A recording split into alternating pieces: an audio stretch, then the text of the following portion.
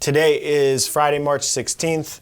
I observed Noah, Trav, and Joey, Chas, a couple other on-site people perform 18.4. The workout was 21-15-9 deadlift, handstand, push-ups, then 21-15-9 with a heavier deadlift, and instead of 21-15-9, 50-foot handstand walk between.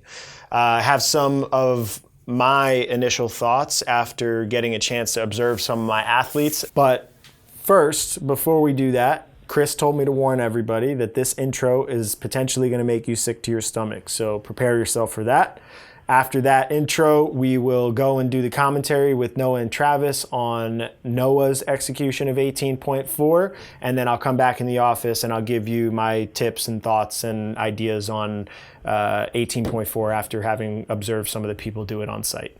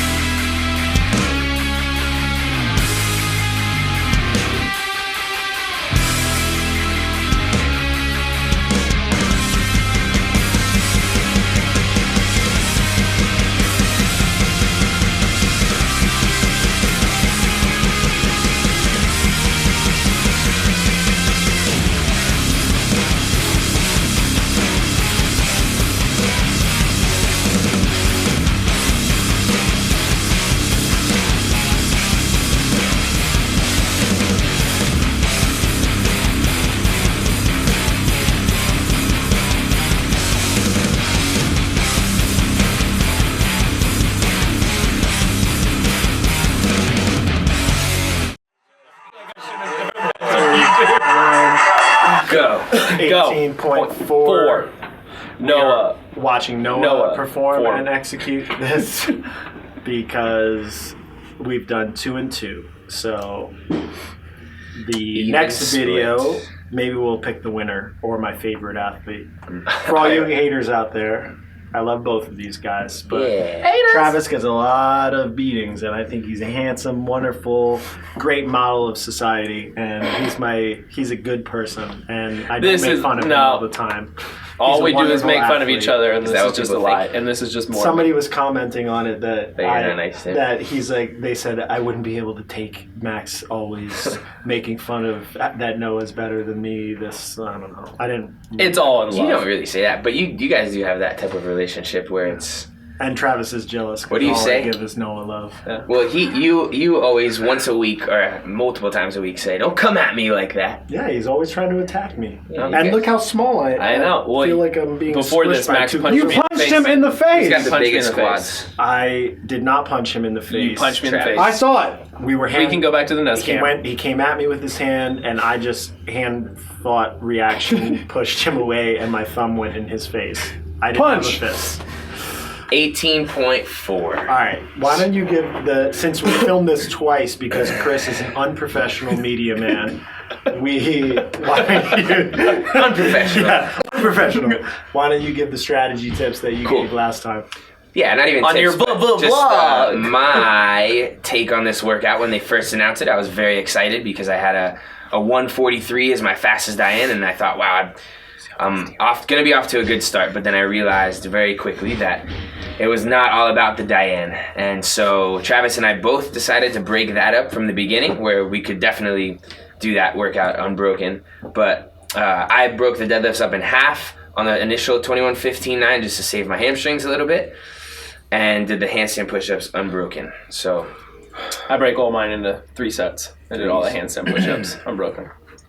220 to finish Diane and 235. Yeah. 230? So I don't know. And John caught me on the set of 15 deadlifts, and Travis ended up finishing in, 653? 653. Yeah. I finished in 708. So that means he Got me made by up about 15 seconds. 30 seconds Yeah. in the 315 barbell, which we're approaching here. I would like to get this out of the way so I can see. I was hoping to be able to go 777, but I did 7 and then 5 and then 3 and 2. I don't know. My posterior chain was pretty lit up at that point. My booty. What did you do? I didn't watch. I don't even know. Because I think honestly, when I got to 315, I kind of was like, what am I actually supposed to be doing here? Blacked out. So I just started picking it up and going till I felt my lower back and hamstrings blowing up, and then would just drop. Yeah. I need to get better, I think, at getting a little bit more bounce off the ground. I don't do that at all. I was watching some other people go, and without actually like hitting the bar into the ground, you can still get a little bit of momentum with straight arms that come up off the floor, and I feel like that's a little bit better job of it, but I feel like I'm pulling. That's one standard I'm not 100% sure how people They regulate it. Yeah, what they're looking for. It's not super clear. None of this. Yeah. The bicep curl deads. Yeah. I asked Joanne before she left, hey babe, how do you think I did? And she said, well, you only lost to Travis by a little bit, and he's one of the best deadlifters in CrossFit, right? And so, yeah, I guess you're right. That's not too bad of a score in that regard. So they got tied back up here for the handstand walk. I'm still a little bit ahead. Yeah. You were tied, and then you didn't hesitate to go, and Trav I hesitated to put my hands minis. Right. Well, we ended up doing kind of vice versa. I went immediately into the handstand walk and then rested before the deadlifts, and he did the opposite. He rested before the handstand walks and picked the deadlift bar right up. Do you think that's because you guys both submit to the idea that you're not good at those movements relative to the other?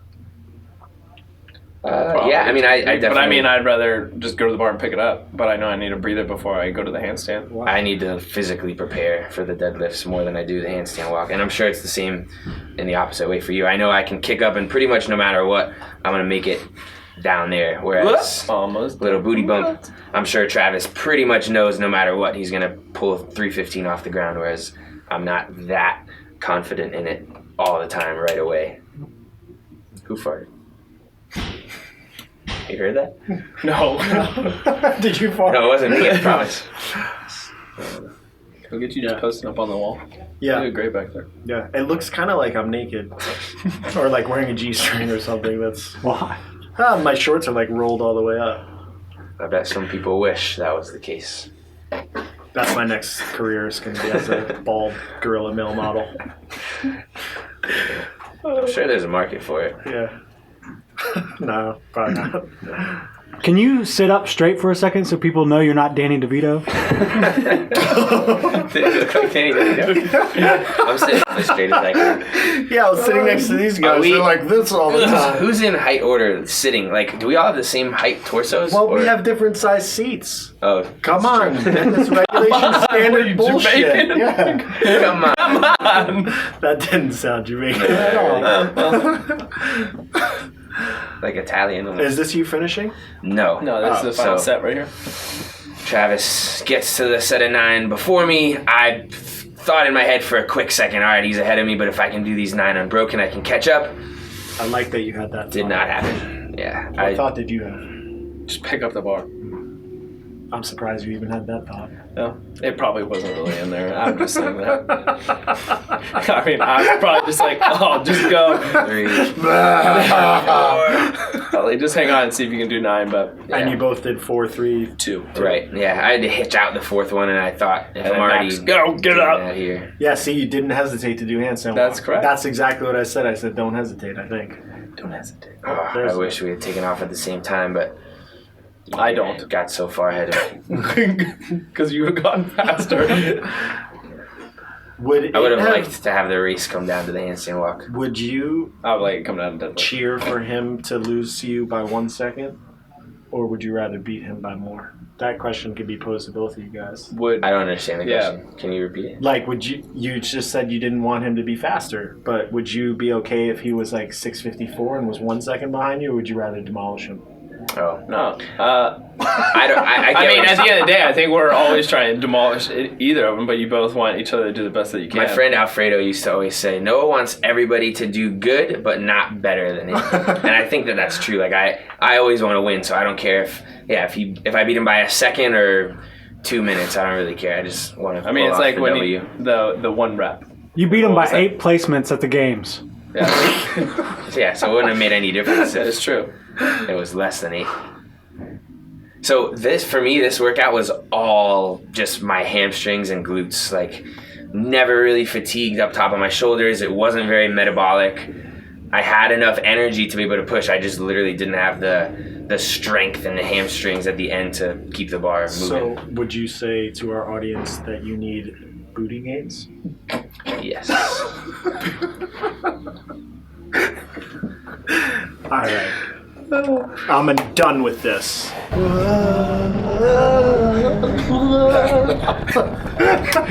So I think when I observe most open workouts, I perceive massive patterns of optimal executions where you can pretty much say to almost anybody that is in like boxes or tiers of athletes. So by that I mean they're a games athlete, they're a regional athlete, they're a regional bubble athlete, they're a regional team athlete, they're top 200. And within those demographics of people, the pacing strategies, ideas, concepts are relatively uniform. This workout, and I think it's just because of the limitations that these two movements impose on people, I find is going to be a workout that is very individualized in terms of trying to find an optimal strategy for you. And you're going to have choices that you need to make to determine what the best way you want to approach the workout is.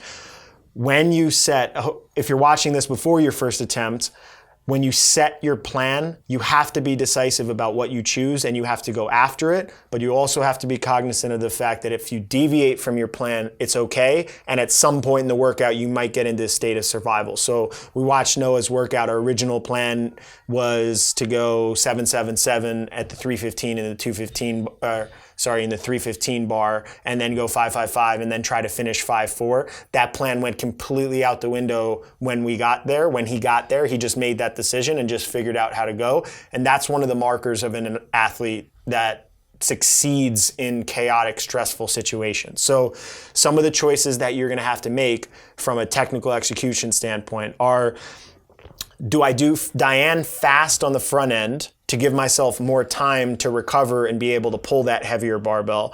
Or do I do it slower to ensure that I get to that barbell with a lower state of fatigue? And I do think, depending on what the fatigue that is going to limit you most in pulling, whether it's a blood pressure limitation or a local muscle limitation, you have to determine for yourself which way you'd rather approach the workout. I don't think there's going to be a right or wrong way. I think you'll see really elite times where people go out and sprint the first Diane and then they're kind of hanging on and just like grinding through that next bar. And I think you'll see other people that are much more methodical and paced where they're, 35, 45 seconds behind the other people's Diane scores, but then chip away at the time in that next barbell. And that's kind of what Travis and Noah did. So Noah was 15 seconds ahead of Travis to finish Diane, and then Travis finished the workout about 15 seconds ahead of Noah, which means that he passed about 30 seconds on him in that 315-pound barbell.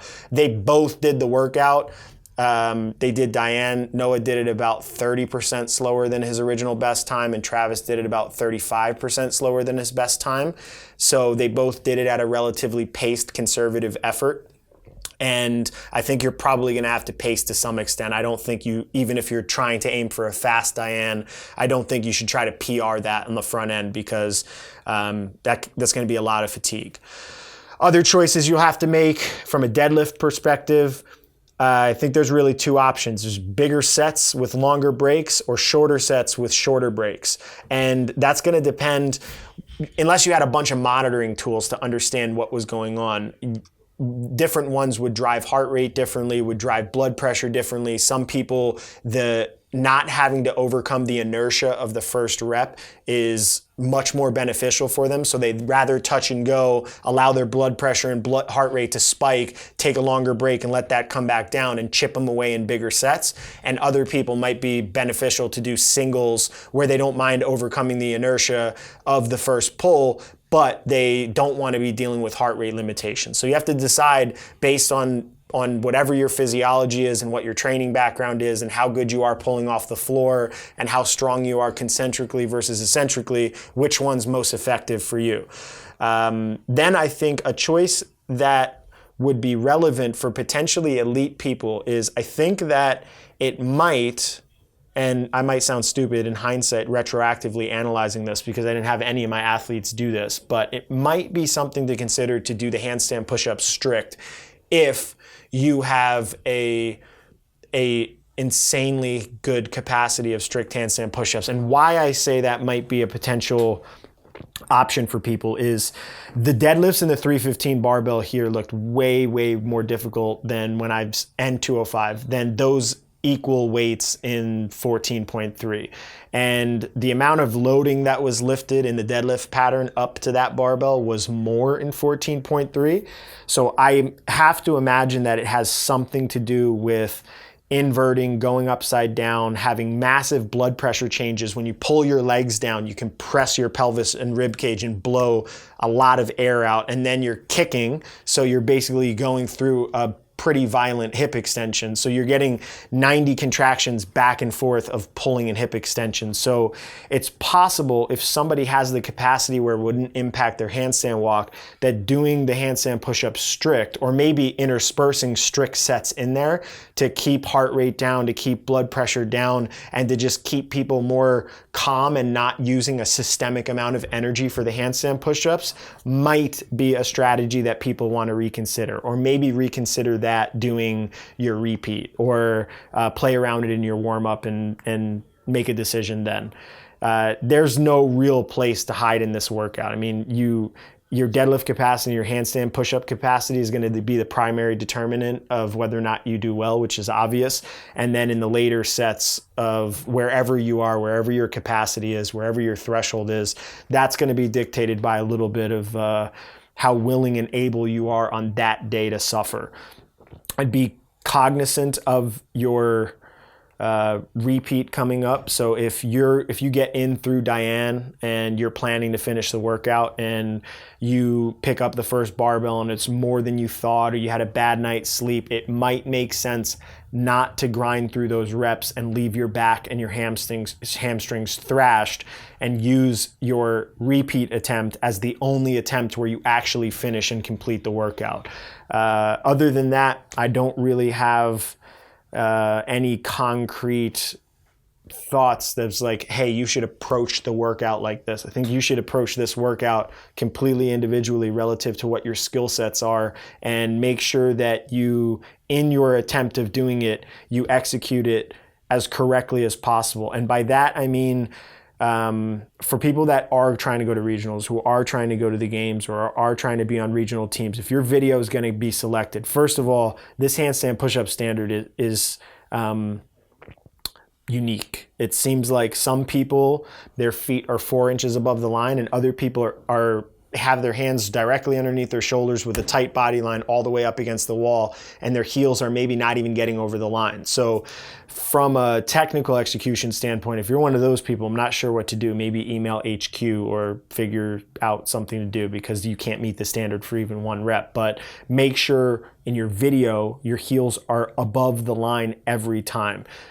Make sure your hands are behind the line when you're handstand walking, and make sure your deadlift reps are as clean as possible. You don't want to be submitting this video and taking a huge hit from a technical perspective on high volumes of no reps or little things that you didn't take into consideration.